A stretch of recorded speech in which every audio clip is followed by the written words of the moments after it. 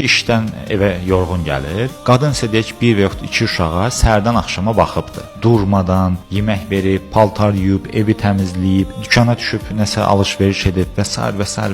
və axşam saat 7-8-də bunlar bir araya gəlirlər. Qadın kişidən nə gözləyir? Diqqət, qayğı, sevgi, hörmət həmin an üçün və haqqıdır. Gözləyir ki, kişi gəldi, deyək ki, 2 uşaqla vaxt keçirdi. Onu öpüb qucaqlayacağını, sığal çəkəcəyini, günün necə keçdi və s.